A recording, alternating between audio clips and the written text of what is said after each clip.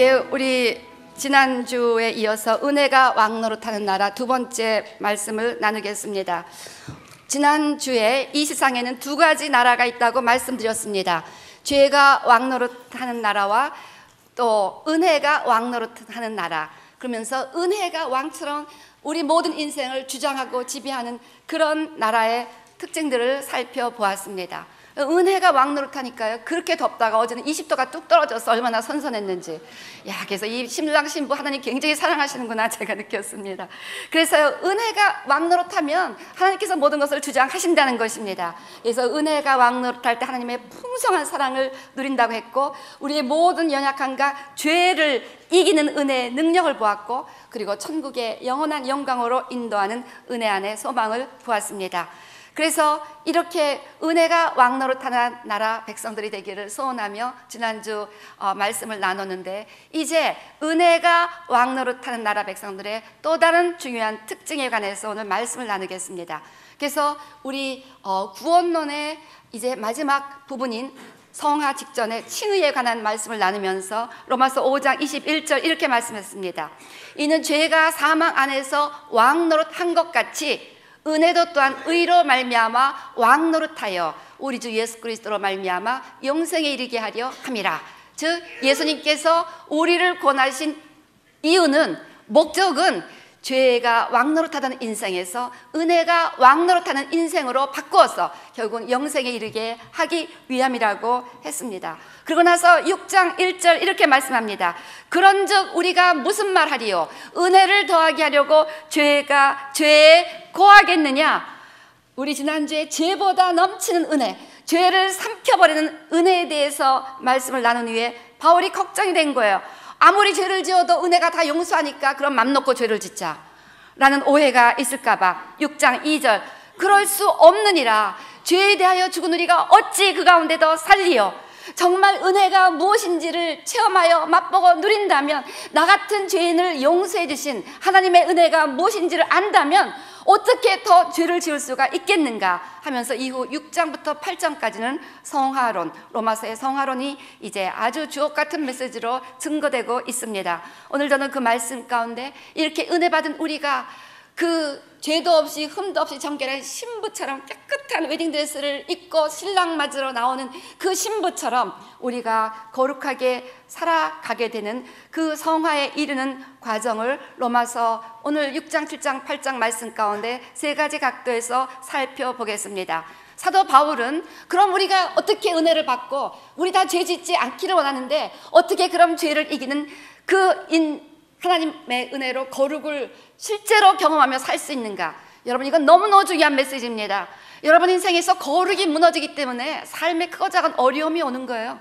거룩이 무너진 것은 삶의 바운더리가 무너져서 막 사단이 우리 삶에서 날뛰는 것을 오픈하는 거예요. 그래서 여러분이 거룩이 회복되면요, 반드시 여러분의 삶은 때가 되면 회복이 되게 되어 있습니다. 그래서 이 거룩이 너무너무 중요한데요. 그래서 무엇보다도 이 거룩에 이르기 위해서 사도 바울이 말씀하는 첫 번째 메시지는 무엇보다도 우리가 십자가에서 죽었다는 십자가의 도를 붙잡고 살아가야 한다는 것입니다. 십자가에서 날마다 나를 죽인다는 이 마음과 영의 분명한 변화와 결단이 있어야 한다는 것입니다. 그래서 너희가 6장 2절 3절 무엇입니까? 그리스도 예수와 함께 세례를 받은 우리는 그의 죽으심과 합하여 세례받은 줄을 알지 못하느냐? 우리가 죽었다는 것입니다. 그래서 로마서 6장 6절 예수 믿는다는 것은 예수님의 죽으심과 연합하고 예수님의 부활과 연합하는 거예요. 그래서 로마서 6장 6절 우리가 알거니와 우리 옛사람이 예수와 함께 십자가에 못 박힌 것은, 우리가 예수와 함께 십자가에 못 박힌 것은 죄에게 종노릇하지 아니하려 함이라. 때문에 여러분 이제 결단하셔야 됩니다. 무슨 한이 있어도 나는 이제 죄에 대해서 죽었다, 세상에 대해서 죽었다, 자아에 대해서 죽었다. 이것을 여러분의 영에게, 여러분의 환경에게, 여러분 자신에게 매일매일 선포하며 살아가시기를 주의 이름으로 축원합니다. 그래서 갈라디아서 2장 20절 말씀처럼 내가 그리스도와 함께 십자가에 못 박혔나니 그런즉 이제는 내가 산 것이 아니요 오직 내 안에 그리스도께서 사신 것이라. 이제 내가 육체 가운데 사는 것은 나를 사랑하사 나를 위하여 자기 몸을 버리신 하나님의 아들을 믿는 믿음 안에서 사는 것이라. 여러분의 이 결정이 너무 중요하다는 것입니다. 내가 금식을 하리라 딱 결정하면 우리가 금식하잖아요. 오늘 내가 예배 와야 되겠다 결정을 했기 때문에 오늘 여러분들이 예배당에 오셨습니다. 마찬가지로 이제 내가 은혜 받았으니까 나는 이제 죄를 짓지 않겠다. 죄에 대하여 죽었다. 나는 십자가에 못 박혀 죽었다. I die every day. 나는 날마다 죽었노라. 라는 자기가 십자가에 죽었다는 것을 확실하게 마음으로 받아들이시고 결정하시기를 주의 이름으로 축원합니다. 나 같은 죄인을 위해서 하나님의 아들이 희생하신 그 놀라운 은혜를 깨달을 때 우리는 다시금 똑같은 죄를 지을 수 없다는 마음의 분명한 결단을 해야 한다는 거예요. 그래서 우리 지난 그 성화라는 주제로 특별 새벽 예배할 때 특별히 하나님께서 바라보시는 죄에 대하여 관점을 나눈 바가 있습니다. 그때 제가 헨리 블랙가비의 홀리니스라는 책을 추천하면서 그분 가운데 그 하나님께서 바라보신 죄에 대한 관점이 굉장히 파워풀하고 저에게 영향력을 주었기 때문에 여러분들하고 나눈 바가 있습니다. 그래서 사무엘하 12장 8절 9절 말씀처럼 이렇게 그 다윗이 하나님 앞에 큰 죄를 지었어요. 바세바란 여인과 간음을 하고 또 그 남편을 아주 잔인하게 인다이렉트리 죽였고 이 죄를 1년 동안 기간을 줬습니다. 그 아들이 태어날 때까지 1년 걸렸잖아요. 1년 동안 기간을 줬는데 회개하지 않았으니까 나단 선지자를 통해서 내가 너를 위해서 모든 걸 줬는데 나라를 주고 너에게 모든 것을 줬는데 네가 어떻게 나한테 이럴 수가 있느냐 하면서 하나님께서 다윗을 책망하셨습니다. 즉 죄라는 것은 무엇입니까? 하나님께서 우리를 용서하시고 당신의 자녀 삼아주시기 위해서 당신의 아들을 십자가에 못 박았는데 어떻게 내가 너한테 이런 은혜를 줬는데 어떻게 네가 나한테 이럴 수가 있느냐. 즉 죄라는 것은 하나님을 멸시하는 행위라는 것입니다. 하나님만 멸시하는 것이 아니라 이렇게 우리의 죄를 통해서 사단이 하나님을 조롱하게 만든다는 것을 지난번에 말씀을 나누었습니다. 그래서 사단으로 하여금 It is going to cause the enemy of the Lord to blaspheme. 사무엘하 12장 11절 말씀처럼요. 여호와의 원수로 하나님을 조롱하게 했다는 말씀이 있습니다. 하나님의 원수로 그게 회방을 받았다. 이 원어는 우리가 죄를 지을 때 하나님의 원수가 하나님을 조롱한다는 거예요. 제가 이 말씀에 아주 그냥 얼마나 그냥 여호와의 원수로 회방거리를 얻었다는 의미가 하나님의 원수로 우리의 삶을 회방하게 만들었구나 라는 것을 깨달았는데 킹 제임스 버전을 보니까 이 우리의 죄가 Our sin is going to cause our enemy, the enemy of the Lord to blaspheme. 그래서 우리의 죄가 바로 하나님의 원수가 블레스미 모독하고 멸시하고 조롱하게 하는 그런 계기를 준다는 거예요. 막 그 말씀을 읽고 제가 얼마나 울었는지 모릅니다. 주님, 내 죄가 나한테 벌하는 것으로 끝나면 그래도 참을 수 있는데 내 죄로 인해서 이 사단이 하나님을 조롱하게 하는 이 일은 내가 절대로 내 인생에 허락할 수가 없습니다. 제가 그때 결심을 한 거예요. 내 인생 내가 정말 이 땅에 살아있는 동안 never ever 하나님의 그 영광을 훼손하는 일을 내가 허락하지 않으리라. 여러분 사랑하는 하나님을 막 사단이 우리의 죄 때문에 조롱하는 거 여러분이 볼 수가 있겠습니까? 우리를 갖고 조롱하고 우리는 본래 조롱받을 존재니까 우리를 갖고 손가락질 하는 거 that's fine. 여러분이 저를 욕하고 저를 비난하는 거 that's fine. 그렇지만 제가 믿는 하나님을 여러분이 만일 비난하고 욕하고 섬긴다면 I cannot put up with that. 저는 그건 참을 수 없습니다. 제가 그걸 깨닫고 사단이 나를 욕하고 사람들이 나를 조롱하는 that's fine. 그렇지만 내 죄가 그 하나님의 원수로 하여금 하나님을 조롱하게 한다면 나는 I cannot allow it to happen. 여러분 바로 죄는 사단으로 하여금 하나님을 조롱하게 하는 그런 건데 우리가 어떻게 또 죄를 질 수가 있습니까? 그래서요 히브리서 10장 29절에 죄에 대해서 이렇게 말씀하고 있습니다. 10장 26절부터 29절 보면 죄는 하나님의 아들을 우리가 예수를 믿고 또 죄를 짓는 것은 하나님의 아들을 밟는 것이고 또 자기를 거룩하게 한 언약의 피를 부정한 것으로 만드는 것이고 은혜의 성령을 욕되게 하는 것입니다. 예수를 믿으면서도 태연히 또 죄를 지으며 살아가고 죄에 대해서 감각이 없다는 것은 예수 그리스도를 자기 발로 밟는 거고 그 흘리신 귀하신 보혈을 부정하는 것이고 우리를 거룩하게 오신 은혜의 성령을 욕되게 하는 이런 자의 형벌이 얼마나 더하겠는가. 그러면서 31절 30절 이렇게 말씀합니다. 원수 갚는 것이 있으니 내게 있으니 내가 갚으리라 하시고 또다시 주께서 그의 백성을 심판하리라 말씀하신 것을 우리가 아나니 그래서 베드로전서 4장 17절 말씀처럼 하나님의 집에서 심판을 먼저 시작합니다. 그래서 여러분, 우리가 죄를 지으면 먼저 하나님께서 우리를 심판하시고 그 다음에 성경을 읽어보면요, 하나님이 심판하실 때 먼저 당신의 백성들, 내가 너에게 이 은혜를 주었는데 네가 어떻게 이럴 수가 있느냐, 내가 너에게 은혜를 주고 이 땅에서 빛과 소금이 되어서 이 썩어져가는 세상을 구원하라고 너에게 모든 것을 주고 모든 것을 맡기는데 네가 어떻게 이렇게 할 수가 있느냐, 이렇게 하면서 심판이 하나님의 집에서 시작하게 되는 것입니다. 때문에 여러분, 무엇보다도 철저하게 성화의 시작은 십자가의 의미를 깨닫기 때문에, 십자가에서 하나님의 아들이 나의 죄를 위해서 희생하신 그 은혜가 무엇인지를 알기 때문에, 내가 그 사랑하는 예수님, 나를 위해서 생명을 희생하신 그 예수님을 내가 또 십자가에 못 박을 수는 없다는 분명한 각오 때문에, 주님, 난 절대로 죄를 짓지 않겠습니다, 결단을 하셔야 된다는 거예요. 그래야 성령님이 도와주십니다. 우리가 금식을 하겠습니다, 결단하니까 밥을 안 먹잖아요. 결단을 하지 않으면서 내가 좀 거룩하게 됐으면 좋겠다, It never ever happen.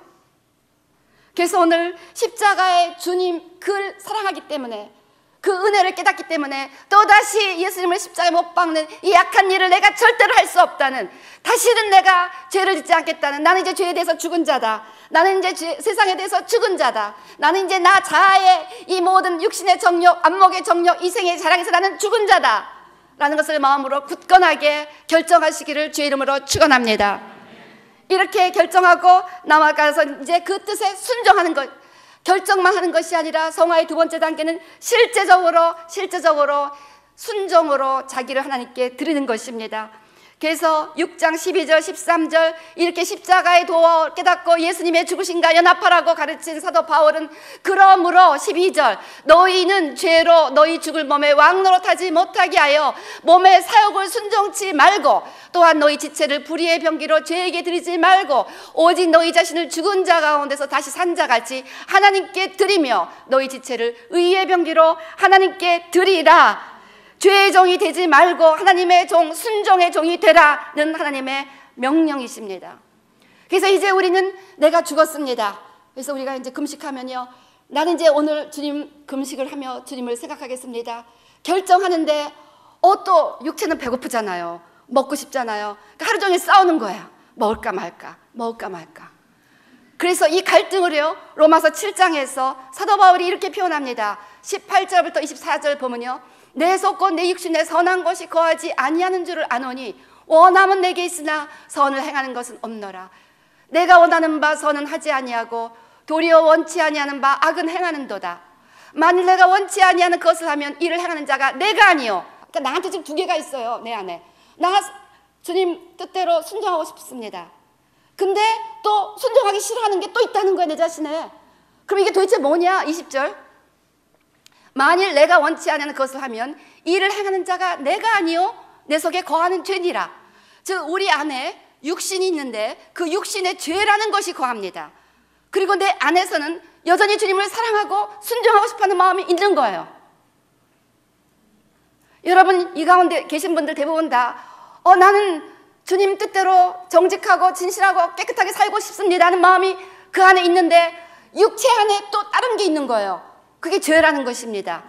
사도 바울도 있었다는 거예요. 사도 바울도 21절 그러므로 내가 한 법을 깨달았노니 곧 선을 행하기 원하는 나에게 악이 함께 있는 것이로다. 나는 금식하고 싶어 하는데 또 내 안에 나는 먹고 싶어 하는 거예요. 이건 뭐냐 도대체.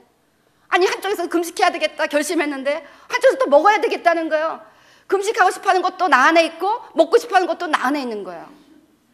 여러분, 이 리얼리티를 인정하셔야 됩니다. 그래서 22절 내 속사람으로는 하나님의 법을 즐거워하되 내 지체 속에서 한 다른 법이 내 마음의 법과 싸워 내 지체 속에 있는 죄의 법 아래로 나를 사로잡아 오는 것을 보는도다. 내 안에 지금 두 개가 있는 거예요. 이 육신 안에 법이 있습니다. 이거는요, 먹는 거 좋아하고 아주 쾌락을 좋아하고 아주 그냥 세상적인 거 좋아하는 거예요. 근데 또 내 안에서는 들은 말씀이 여기 쌓여있기 때문에 나 또 거룩하게 살고 싶어 하는 거예요. 그래서 내 마음은 전쟁터라는 책이 있습니다. 맨날 싸우는 거예요. 그래서 24절 그래서 사도 바울이 오호라 나는 곤고한 사람이로다. 이 사도 바울이 글을 쓸 때는요, 위대한 사도였습니다. 근데도 이런 고백을 한 거예요. 오라 곤고한 사람이로다. 이 사망의 몸에서 누가 나를 건져내려. 그래서 여러분 이 두 리얼리티를 인정하셔야 됩니다. 그래서 내 안에 두 가지가 있습니다. 그래서 이제 내가 지금 돈이 많이 없으니까 절대 옷은 사지 않는다.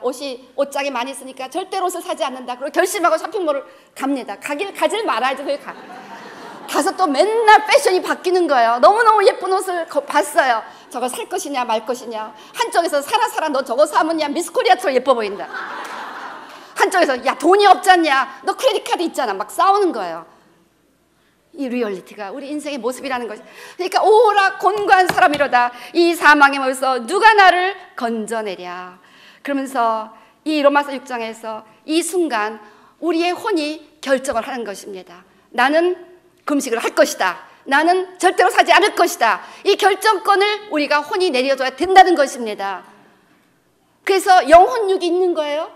영에서는 하나님의 말씀이 성령이 거하십니다. 육에서는 막 죄가 거하고 난장판을 벌이는 거예요. 막 흔들어 제치는 거예요.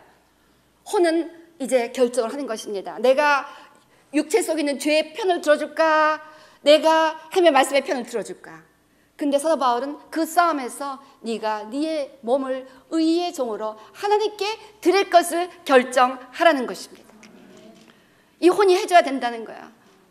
이거는요 누구나 다 겪는 일이에요. 사도 바울이 했으면요 누구나 다 저도 예쁜 옷 보면 사고 싶어요. 금식할 때 되게 먹고 싶어요. 절대 금식할 때 밥맛이 안 나서 안 먹는 사람도 있습니다만 저는 그런 경지는 아닙니다. 너무 먹고 싶어요. 막 6시까지니까 막 5시 59분 되면 막 냉장고 앞에 서 있는 거예요. 6시 되면 딱 열어갖고 먹는 거예요. 그렇지만 저도 6시까지는 안 먹습니다. 그러니까 이 결정을 내려주셔야 된다는 거예요. 아멘. 그래서 여러분 영혼육이 있는데 혼이 육의 편을 들어줄 것인데, 오늘 여기 올 때도 야 오늘 피곤한데 그냥 그 더위에 내가 땀 흘리며 일했는데 오늘은 쉬어야 되지 않느냐. 육체가 막 꼬시는 거야. 야 푹 쉬어. 인터넷 틀면 설교 천지더라. 쉬어. 그럼 영은 아니야 내 주님 앞에서 예배 드려야지. 막 싸우다 여러분이 결정을 하셨잖아요. 나 오늘 가서 예배 드릴 것이라. 오늘 승리하신 줄로 믿습니다. 그래서 점점 이렇게 우리가 늘 죄의 종이 되지 말고 하나님의 종이 돼서, 종이라는 것은 선택이 없는 것입니다. 선택이. 즉 사도 바울은 6장에서 순종으로 종노릇하라고 말씀하고 있는데, 종이라는 말은 주인이 있다는 의미입니다. 즉 사단을 주인으로 섬기면서, 육체를 주인으로 섬기면서 사단의 뜻에 굴복하는 사단의 종, 죄의 종이 되고, 하나님을 주인으로 선택하면 하나님의 종이 돼서 순종을 하게 된다는 것입니다. 그래서 우리 성경에 Lord, Lord, 아도나이라는 말이 약 7,000번 이상 나오는데요. 7,000번이나 Lord, Lord, Lord, Lordship을 강조했는데 그만큼 하나님이 나의 주인이다. 세상의 직장에서도 주인을 두려워할 줄 아는 인생들이 엄연한 하나님을 주인으로 섬기며 그 말씀에 절대 순종하는 이 결단을 하지 못한다는 것입니다. 그래서 사도 바울은 이 종노릇이 발전되어 간다고 가르치고 있습니다. 우리의 몸을 불의의 병기로 한두 번 사용하면 점점 그 죄의 종이 된다는 것입니다. 술을 한 잔 딱, 한 잔 딱, 한 잔 딱이 두 잔 딱, 세 잔 딱, 이러다가 완전 술의 노예가 된다는 것입니다. 그래서 나중엔 죄의 권세 가운데 들어가게 된다는 거예요. 사무엘상 15장 23절 이렇게 말씀하고 있습니다. 사무엘이 저를 아시는 것처럼 사무엘 선지자를 통해서 하나님의 명령을 받았습니다. 너는 아말렉의 모든 것, 어린아이 육축까지 다, 왕까지 다 죽여라 했는데, 이제 백성들을 잘 보이기 위해서 제사 드린다는 명령으로 좋은 우양들은 다 남겨놨고 왕도 살려놨어요. 이렇게 다 죽이고 조금만 살려놨다고 저는 믿었기 때문에 이 사무엘한테 내가 하나님의 말씀대로 순종해서 다 죽였나이다라고 사울이 얘기했는데, 사무엘은 그게 아니다. 당신 하나님의 말씀을 버렸다고 하면서 뭐라고 말하냐면요, 거역하는 것은 사술의 죄와 같고 완고한 것은 사신 우상에게 절하는 죄와 같음이라는 기가 막힌 말씀을 합니다. 그 당시 사울은요 사술의 죄를 미워해 갔고요, 자기네 그 이스라엘 사람들 앞에서 모든 그 점치는 점쟁이들을 다 없애버렸어요. 그런데 자기가 조금 불순종한 것이 자기가 그렇게 나쁜 죄라고 생각하는 바로 그 사술의 죄와 같다는 것을 깨닫지 못했습니다. 자기가 죄를 짓겠다고 고집하는 이 고집이 바로 그 사신 우상에게 절하는 끔찍한 죄와 같다는 것을 알지 못했다는 것입니다. 자, 이것이 무슨 이야기입니까? 사술의 죄라는 것은요, 점쟁이가 바로 사단에게 그 잘 보여갖고 점괘를 받아내는 것이기 때문에 사단을 섬기는 것입니다. 사단을 섬기는 거예요. 그런데 바로 우리의 불순종이 결국은 사단을 섬기는 죄로 인도가 된다는 거예요. 이 작은 불순종이 점점 한 잔, 두 잔, 세 잔에서 술의 노예가 될 때 그것은 이미 사단의 노예가 되는 거예요. 그래서 완전히 사단의 종이 되는 것입니다. 이처럼 이 작은 불순종이 뭐 끝까지 술 한 잔 먹는 게 사단에게 절하는 거하고는 it's nothing to do, 아무 상관이 없는 것 같은데 그 불순종은 점점 진행이 되어서 결국은 죄의 종노릇하는 그 알코올리즘이라는 완전한 술의 노예가 되는 것은 사단이 그 술을 마시라고 하는 바로 사단의 노예가 되는 것과 똑같다는 것입니다. 그래서 결국은 그 사단의 노예가 돼서 하나님의 영이 떠나요. 그래서 결국 사울에게 어떻게 됐습니까? 사무엘상 16장 14절 이런 말씀이 있습니다. 여호와의 신이 사울에서 떠나고 여호와의 부르신 악신이 그를 번뇌케 한지라. 즉 한 번의 불순종, 그것도 작은 불순종, 전체 하라는 거에서 9가지 다 순종했고 한 가지만 안 했어요. 한 가지만 안 했어요. 한 가지만 안 했는데 이 작은 불순종이, 이 한 가지 하는 이 작은 불순종이 결국은 점점 큰 불순종에서 자기 사위 다윗을 죽이고자 난장판을 치다가 나중에는 완전히 악신이 그를 주장하게 되는 그런 불순종으로 나아가게 되었다는 것입니다. 때문에 점점 발전하기 때문에 이렇게 우리가 작은 불순종을 절대적으로, 오늘 아까요 2부 예배 때 갑자기 여기서 막 파이어 올라면 막 일어난 거예요. 이 방 안에서 어떻게 될까, 참 리더로서 이거 뭐 어떻게 됩니까? 그래서 이 군대에 있는 분들이 많이 있잖아요. 2부 예배 때 이거 어떻게 되냐 했더니 미국 군대 법은 파이어 알람이 나면 무조건 이베케이트 다 나가는 거래요. 그래서 무조건 다 나갔습니다. 나가자마자 딱 스탑해서 다시 들어왔어요. 저 딱 그걸 보고 이건 순종의 시험이다, 이해가 안 가지고 예배 드려야 되는데도 하나님 여기서 막 이 얼람이 나가게 해서 기도할 게 아니라 얼람이 나가면 법에 의해서 떠나야 된다 했으니까 무조건 순종하며 떠났더니 바로 멈춰버렸다는 것입니다. 그래서요, 우리가 이렇게 작은 순종이라도 우리가 즉시 순종을 하면 점점 하나님 앞에 기쁘시게 하는 순종의 사람으로 나아갈 수가 있다는 것입니다. 그래서 불순종도 순종도 점점 오늘 지금 작은 불순종, 오늘 지금 작은 순종이 점점 큰 사술의 죄를 짓는 사단의 종로를 타고 나중에는 점점 하나님을 기쁘시게 하는 하나님의 종이 되게 한다는 것입니다.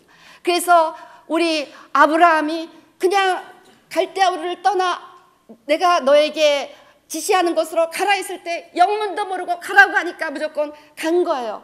그 순종이 점점 발전해서 나중에는 99살에 난 아들을 번제로 바치란, 잔인하게 각을 떠서 죽이라는, 여기에도 즉시 순종해서 그날 아침 새벽에 일찍 일어나서 개를 데리고 모리아 산으로 가서 꽁꽁 묶는 거예요. 죽인다고. 그랬을 때 아브라함아 네가 나를 정말 사랑하는 줄을 이제야 내가 알겠구나. 그래서 그때부터 네 씨가, 네 후손의 씨가 네 대적의 문을 얻으리라 승리를 선포합니다. 놀라운 승리를 선포하셨습니다. 누가복음 17장 5절 6절에서 사도들이 주께 여짜오되 우리에게 믿음을 더하소서.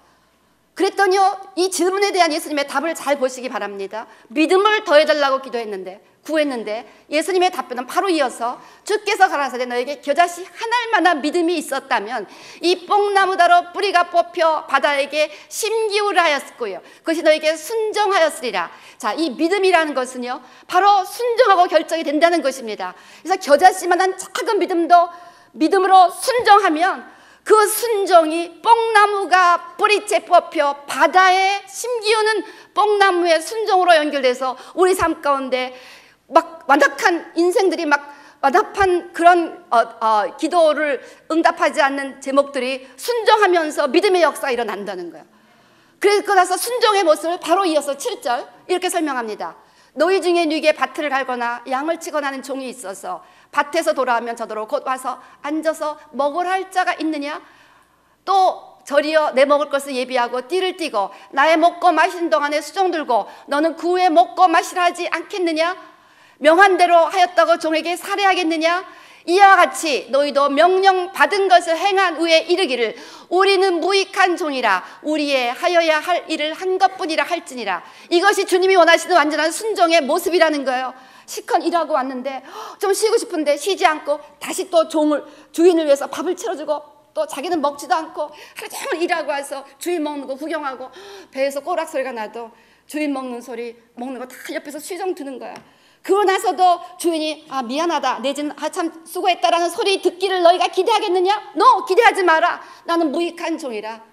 이렇게 명령받은 것을 끝까지 하는 완전한 순종이 바로 우리의 믿음과 직결되어 있고, 이렇게 순종하는 자에게서 그 대항하는 모든 불순종하는 세력이 완전히 순종하게 된다는, 그러니까 우리 고린도후서 10장 4절에서 6절 말씀입니다. 우리의 싸우는 번기는 육체에 속한 것이 아니요 오직 하나님 앞에서 견고한 진을 파하는 강력이라. 모든 이론을 파하며 하나님의 것을 대적하여 높아진 것을 다 파하고 모든 생각을 사로잡아 그리스도에게 복종케 하니 너희의 복종이 온전히 될 때 모든 복종치 않는 것을 버리려고 예비하는 중에 있노라. 그러니까 우리의 아는 것, 주장, 우리의 이론, 하나님 우리 예배 드려야 되니까 여기 나갈 수가 없습니다. 우리의 이론 이거 다 파하고 무조건 순종할 때 우리에게 복종치 않는 모든 것이 주님께서 벌하셔서 우리에게 순종케 한다는 것입니다. 뽕나무도 바다에 심겨라. 그럼 바다에 심게 된다는 거예요. 이것이 너희가 믿음을 자라가게 하는 방법이다.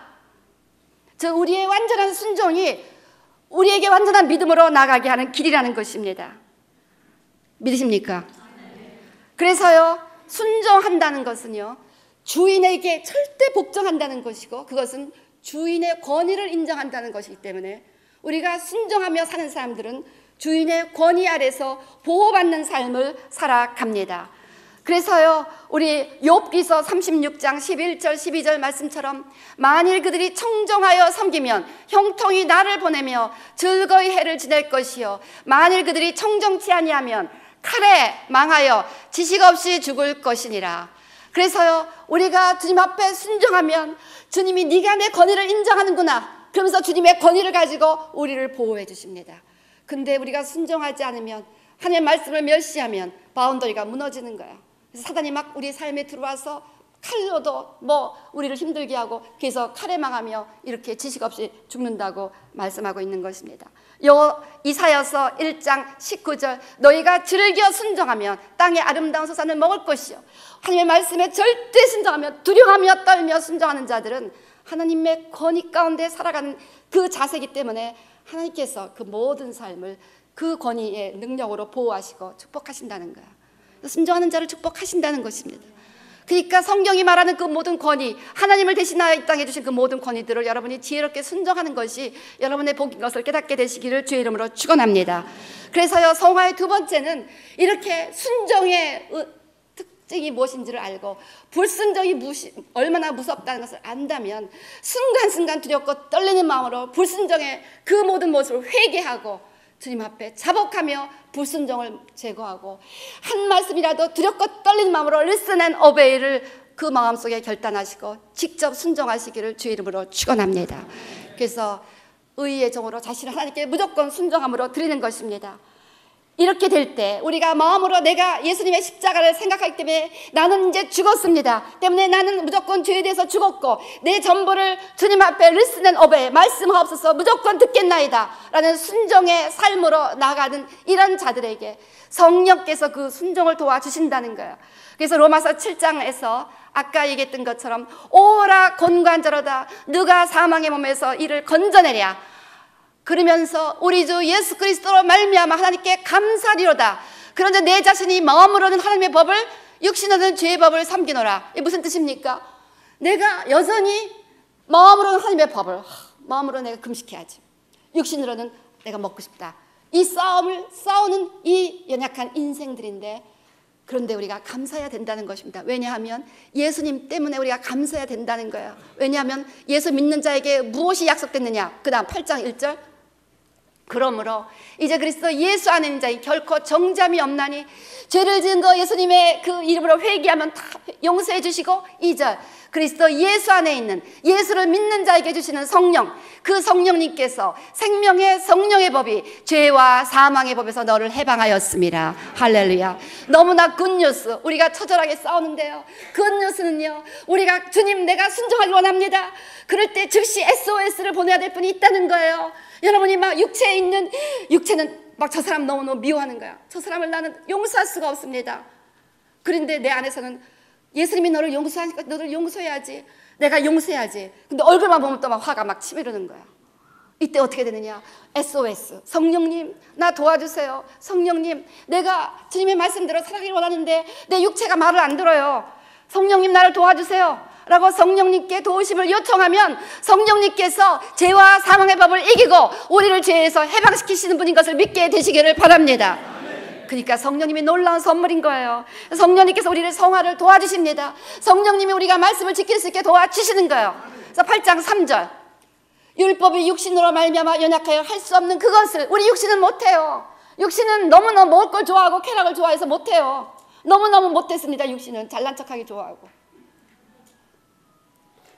할 수 없는 것을 하나님은 하시나니 곧 죄로 인하여 자기 아들을 죄 있는 육신의 모양으로 보내어 육신의 죄를 정하사 우리 육신을 좇지 않고 그 영을 좇아 행하는 우리에게 율법의 요구를 이루어지게 하려 하심이니라. 아멘. 그래서 육신에 있는 것이 죄라는 것을 깨닫고, 그러니까 여러분 이게 무슨 소리냐면요, 이제 누군가가 너무 미운 거예요. 내가 용서할 수 없는 거예요. 이것이 죄라는 것을 깨달으시기 바랍니다. 그래서 주님, 나는 절대 죄의 종이 되지 아니하고 하나님께 종이 되겠습니다. 그래서 내가 말씀대로 살겠습니다를 좇기를 원하는 자에게 성령께서 율법의 요구를 이루어지도록 도와주신다는 거예요. 그래서 우리가 성령님을 의지하면 승리할 수가 있다는 것입니다. 그래서요, 로마서 8장 12절에서 14절, 그러므로 형제들아 우리가 빚진 자로 돼 육신에게 져서 육신대로 살 것이 아니니라. 너희가 육신대로 살면 반드시 죽을 것이로되 영으로서 몸의 행실을 죽이면 살리니 무릇 하나님의 영으로 인도함을 받는 그들은 곧 하나님의 아들이라. 그래서 막 마음에서 막 전쟁이 일어나는 거예요. 육신의 법과 이 안에는 하나님의 법이 막 전쟁이 일어날 때 성령님, 나는 성령님 쫓아 살아가겠습니다. 성령님 나를 도와주세요. 성령님 나를 도와주세요 하면요, 성령님께서 놀랍게 인도하신다는 거예요. 저는 이 리얼리티를 맨날 체험하며 살기 때문에요, 정말 예수 믿는 것이 너무 신나고 thrilling, it's awesome, it's wonderful. 성령님 의지하지 않고 우리 예수 못 믿어요. 자기 힘으로는 못 믿어요. 사도 바울도 오호라 공고한 몸이라 했는데 사도 바울보다 여러분이 위대하십니까? 성령님 의지하지 않고도 거룩하게 살겠다고 하시니 못해요. 못해. 그러니까 위선자가 되고, 하나도 거룩하지 않으면서 거룩한 척하니까 율법주의자가 되고 위선자가 돼서, 그래서 성령 없이 예수님 율법 지키고자 하는 바리새인들을 너희들은 다 율법주의자들이다, 화 있을진 저렇게 말씀하신 거예요. 성령님을 믿어야, 의지해야 우리는 비로소 율법주의자가 아니라 하나님을 사랑하면서 율법의 요구를 다 이룰 수 있게 될 줄로 믿습니다. 그래서요, 이제 우리가 그 하나님의 말씀을 승리할 수 있게, 이길 수 있게 도와주신다는 것입니다. 그래서 로마서 8장 1절 2절 말씀처럼, 그러므로 이제 예수 그리스도 안에 있는 우리에게는 결코 정죄함이 없나니 생명의 성령의 법이 죄와 사망의 법에서 너를 해방하였습니다. 할렐루야. 때문에 제가 여러분들이 성령님을 의지하는 자인 줄 알면 무조건 당신은 승리합니다를 선포합니다. 제가 뭐 파저티브 티오리를 믿는 자가 돼서 그러는 게 아니라 내가 성령의 능력이 뭔지를 알기 때문에 여러분이 성령님을 의지하면서 죄와 이기를 원하신다면 당신은 승리합니다를 제가 겁도 없이 선포하는 거예요. 성령의 능력은 여러분들을 자유케 하실 것을 믿으시고 아부 철저하게 성령님을 의지하시기를 바랍니다. 그래서요, 결국은 우리가 이 성령님께서 하시는 일이 성화라는 것을 깨달아야 된다는 것입니다. 로마서 8장 11절, 예수를 죽은 자 가운데서 살리신 이의 영이 너희 안에 거하시면 그리스도 예수를 죽은 자 가운데서 살리신 이가 너희 안에 거하시는 그의 영으로 말미암아 너희 죽을 몸도 살리시리라. 즉 성령님은 점점 매일매일 성화를 향하여 나아가도록 이끌어 주시다가 마지막 날엔 우리 죽을 몸을 부활시키는 영화로까지 인도해 주신다는 거예요. 17절, 자녀이면 또한 후사 곧 하나님의 후사요 그리스도와 함께한 후사니 우리가 그와 함께 영광을 받게 하여 고난도 함께 받아야 될 것이니라. 우리가 예수님과 함께 부활하여 예수님의 신부가 되는 이 영광스러운 마지막에 영화의 날을 바라보며 살아간다면 우리를 거룩하기 위해서 주님이 허락하시는 고난들을 우리가 기쁘게 받아들여야 한다는 것입니다. 때문에요, 여러분 깨달으셔야 됩니다. 18절, 생각건대 현재의 고난은 장차 우리에게 나타날 영광과 좋게 비교할 수 없도다. 그래서 이 성화는 영화로 나가고 있습니다. 이제 성령께서 우리 안에 오셔서 매일 순간순간 육신의 법을 이기고 성화를 향하여 나가게 하시다 결국 우리를 완전한 영광스러운 주님과 똑같은 부활의 몸으로 일으키시고 주님의 신부로 만들어주신 것이 성령님의 궁극적인 목표라는 것입니다. 그것이 우리를 구원하신 예수님의 궁극적인 목표라는 거예요. 여러분 이 땅에서 잘 먹고 잘 사고 시집장가 잘 가고 That's important. 그렇지만 주님의 목적은 그 모든 여러 가지 크고 작은 사건들을 통해서 우리로 하여금 점점 예수님 닮아서 결국은 영광스러운 주님의 신부로 만들어 주시는 것인 줄로 믿습니다. 그래서 23절에서 25절 이뿐 아니라 우리 곧 성령의 처음 익은 열매를 받은 우리까지도 속으로 탄식하며 양자될 것 우리 몸의 구속을 기다리시니라. 우리 성령께서는 우리 몸의 부활을 기다리신다는 거야. 우리가 소망으로 구원을 얻었음에 보이는 소망이 아니니 보는 것을 누가 바라리요. 만일 우리가 보지 못하는 것을 바라면 참음으로 기다릴지니라. 이 땅에서 연단이 지겹습니까? 이 땅에서 고난이 지겹습니까? 왜 이렇게 나는 맨날 얻어터지는 것일까? 딴 이유가 아닙니다. 여러분들을 예수님만 닮은 거룩한 사람들로 만들어서 마지막 날 부활의 영광에 참여하기 위함인 줄로 믿습니다. 여기서 여러분의 일어나는 일 때문에 너무 슬퍼하고 뭐 좋아하고 이러지 마세요. 별거 아니에요. 결국 우리가 점점 예수님 닮다가 그날 어저께 그 영광스러운 혼인식 막 신부가 걸어오는데 신랑이 막 줄줄 우는 거예요. 그냥 손수건이 없으니까 옆에서 막 신랑 들러리가 막 종이 차서 갖다 주고 그걸 보면서 우리 예수님이 마지막 날 신부된 우리가 깨끗하게 단장하고 올 때 그렇게 우시겠구나 제가 느꼈습니다. 그날을 바라보시며 살아가시기를 주의 이름으로 축원합니다. 그래서 26절 이렇게 말씀합니다. 이와 같이 성령도 우리 연약함을 도우시나니 우리가 마땅히 빌 바를 알지 못하나 우리 성령이 말할 수 없는 탄식으로 우리를 위하여 친히 간구하시니라. 또 이 녀석 죄졌구나 아이고 불쌍해라 하면서 우리를 위하여 간구하신다는 거야. 딸아 네가 또 쓰러졌구나 Don't worry I will uphold you. 그러면서 막 성령께서 도와주셔서 우리로 거룩하게 나가게 하신다는 거야. 그래서 27절 28절 우리가 알거니와 하나님을 사랑하는 자 곧 그 뜻대로 부르심을 입은 자들에게는 모든 것이 합력하여 선을 이루느니라. 합력하여 선을 이루는 목표는 무엇이냐. 29절 하나님이 미리 아신 자들로 또한 그 아들의 형상을 본받게 하기 위하여 미리 정하셨으니 이는 그로 많은 형제 중에서 맏아들이 되게 하려 하심이라. 우리에게 인도하신 목적 합력하여 선을 이루는 모든 목적은 그 아들의 형상을 우리가 본받게 하기 위해서 예수님 닮기 위해서 예수님처럼 거룩하게 살기 위해서 산상수훈의 마지막 메시지가 무엇입니까? 그러므로 하늘에 계신 너희 천부와 같이 너희도 거룩하라. 우리의 기준은 예수님이십니다. 목사가 아니라 장로가 아니라 예수님이십니다. 예수님처럼 거룩하게 이끌어가기 위해서 우리 성령께서 오셔서 크고 작은 사건들을 연출하시는 거예요. 얘가 자꾸만 거짓말하거든요. 그러면 거짓말해갖고 왕창 망하는 걸 한번 허락하시는 거예요. 맨날 교회 안 가고 주일마다 골프 치러 가거든요. 그러니까 막 그냥 골프 치러 갖고 이제 와장창 또 하나님께서 이제 역사하시는 거야. 이제 교회 가게 만들고. 하여간 뭐 많은 예들입니다. 그래서 하여튼 이것저것 사건들을 통해서 우리로 하여금 주님을 닮은 거룩을 이루게 하는 것이 성령님의 특징이라는 것입니다. 그렇습니다. 오늘 성령님께서 우리의 성화를 도우심으로 궁극적으로 십자가도 붙잡고 내가 죄를 짓지 않겠습니다. 나는 이제 죄에 대해서 죽었습니다. 그리고 순간순간 순종을 결단하는데 너무 힘들 때 성령님 나 순종하고 싶대. 너무 순종이 안 돼요.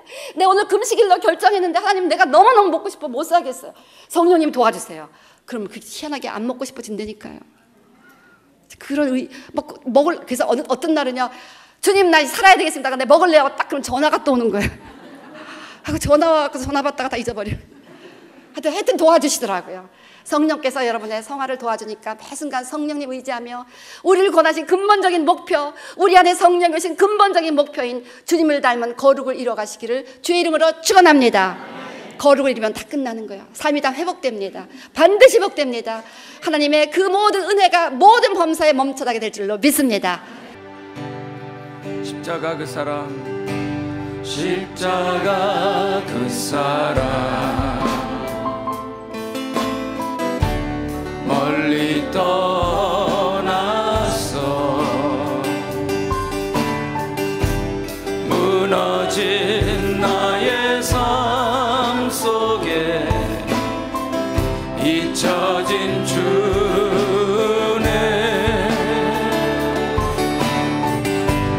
돌 같은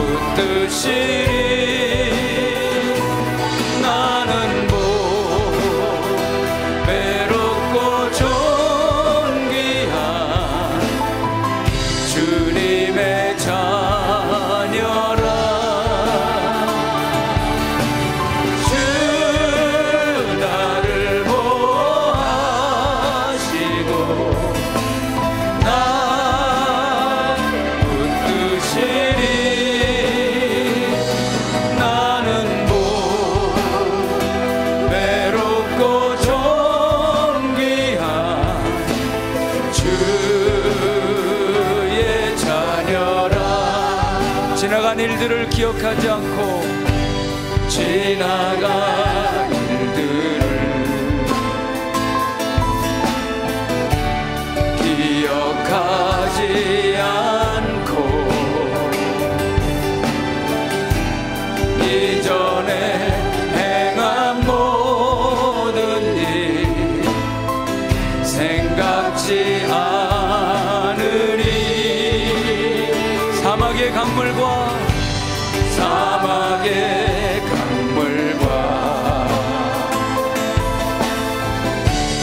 길을 내시는 주 내 안에 새 일 행하신 주만 바라보리라. 주 너를 보호하시고 널 붙드시리. 너는 뭐 외롭고 존귀한 주님의 자녀라. 주 너를 보호하시고 널 붙드시리. 너는 뭐 외롭고 존귀한 주의 자녀라. 한 번 더 주님, 지나간 일들을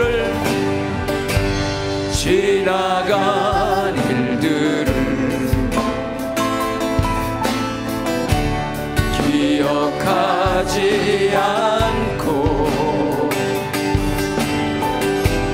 이전에 행한 모든 일 생각지 않으니 사막의 강물과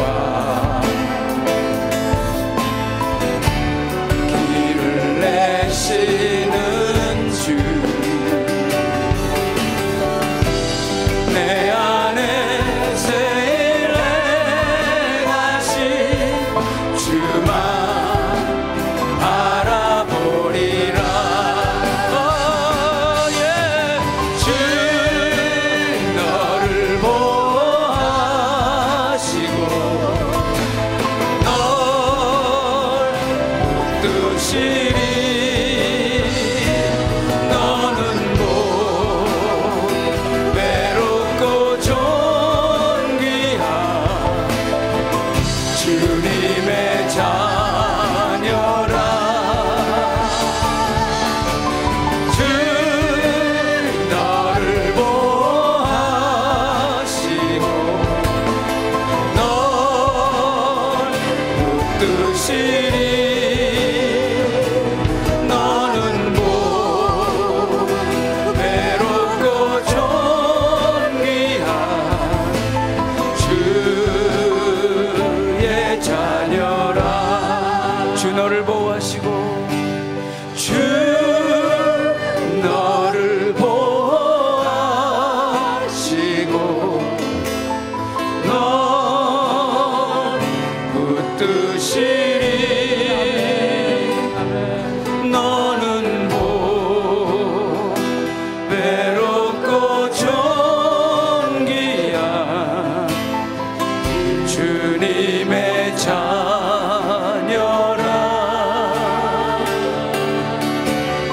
주 너를 보호하시고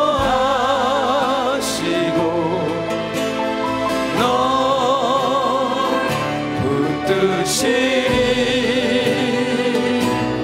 너는 뭐 외롭고 존귀한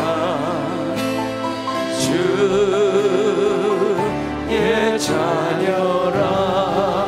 한 번 더 주의 자녀라. 주의 자녀라. 아멘. 주님 아멘. 기억하여 주시옵소서. 주님의 약속을 기억하시고 시간 우리를 향한 주 은혜로 임하여 주시옵소서. 주 신실하심 놀라와 죄인의 마음 흔드네.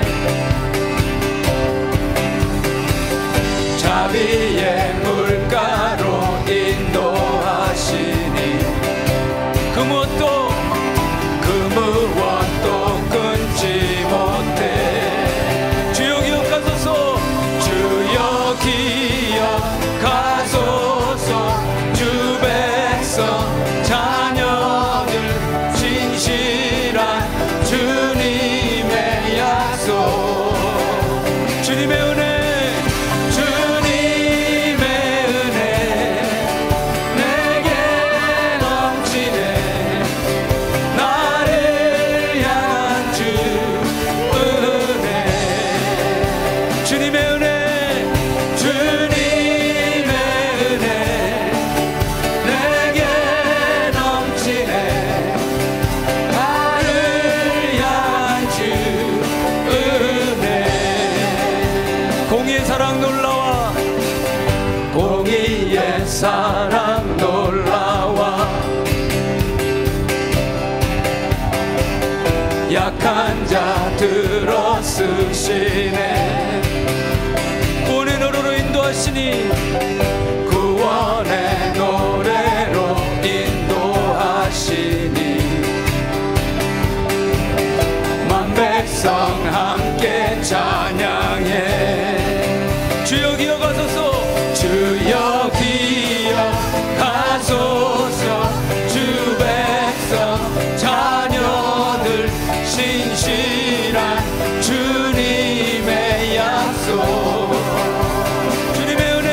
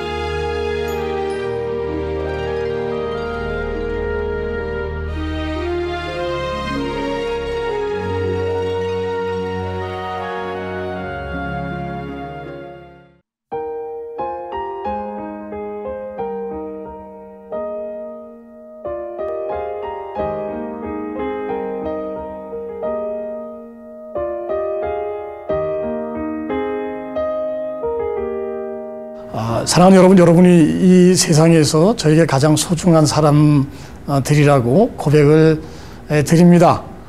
그래서 제가 지난주에 이런 말은 하지 맙시다라고 하는 말씀에 있어서 목사님도 돈을 버세요라고 하는 말을 하지 않으시면 좋겠다고 말씀드렸는데 그것이 여러분들에게 참고가 돼서 여러분들이 하나님의 교회를 잘 섬기는 가운데 큰 축복을 받으면 좋겠습니다. 두 번째 시간으로 목사님 시험 들었어요 라는 말을 하지 맙시다.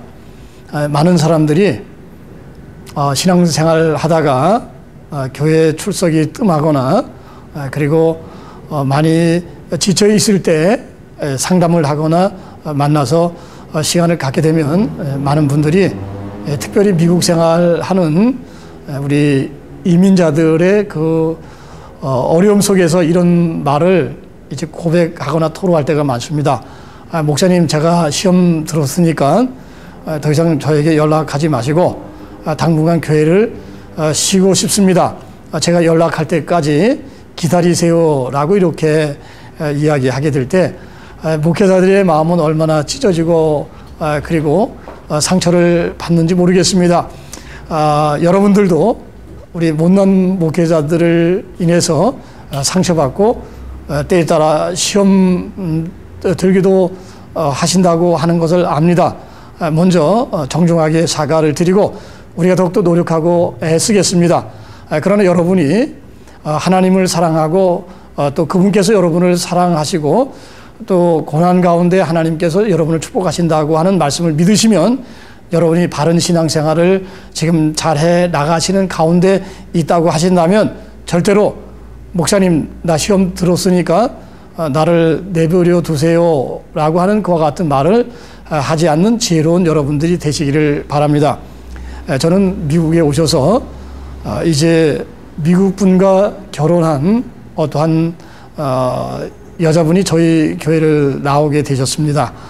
그래서 제가 그분 집에 가끔 찾아가서 성경을 가르치고 하나님의 말씀을 통해서 참 은혜를 받았습니다.